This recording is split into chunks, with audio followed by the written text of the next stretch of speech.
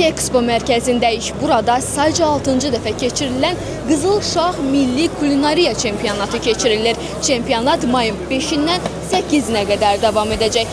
Çempionatın keçirilməsində məqsəd isə gastronomiyanın inkişafına töhfə verməkdir.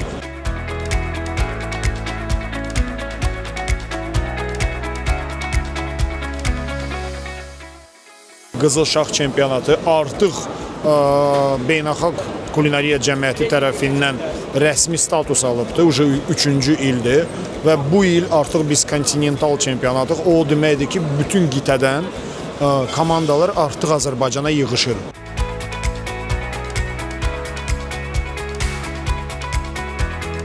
Məsələn də bu Özbəkistan nümayəndəsidir, münsif kimi gəlibdir, kontrol eləyir.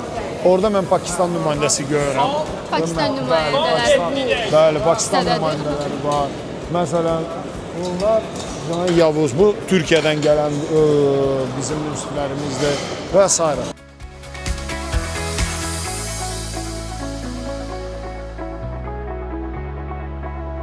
Qiymətləndirmə tək dağdan asılı deyil. Burada çox kriterik, təmizlik, necə mezanplas deyirlər də buna. Necə o öncədən hazırlıq elədi, hər şeyi yerinə qoydu. Sonra bilirsiniz ki, ekologiya məsələsi çox vacibdir və tullantılar az olsun.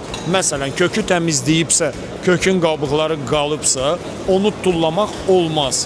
Ondan bulyon eləmək lazımdır, məsələn. Belə deyək də. Çox nüanslar var, çox xırda məqamlar var. Yəni bu kənardan göründüyü kimi asan bir proses deyil.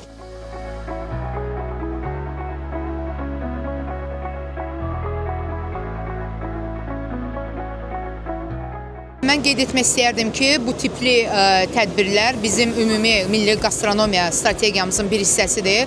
Ümumiyyətlə, gastronomiya strategiyamızda nəzərdə tutduğumuz 5 müxtəlif istiqamət var. Onlardan birincisi yerli icma nümayəndələrini agro və gastroturizmə qazandırmaq. İkincisi, bizim gastronomiya sahəsində təlim, sertifikasiya və milli gastronomiya elmi yanaşma strategiyamızdır ki, bura gastronomiya elminin, aşpazlıq peşəsinin daha ali savad səviyyəsində tədrisi və növbətçisi isə bizim milli gastronomiyamızın Respublikanın hüdudlarında və Respublika daxilində brendləşməsidir. Onlardan birini hal-hazırda siz görürsünüz. Qızılşah çempionatı çərçivəsində növbəti bizim şərab turizmi və belə deyək, enoturizmlə bağlı marşrutların yaradılması, icma şərabçılarına xüsusi dəstəyin göstərilməsi və ən sonuncusu isə milli gastronomiya institusional yanaşmadır ki, bizim gastronomiya strategiyamız hal-hazırda bu istiqamətdə davam edir.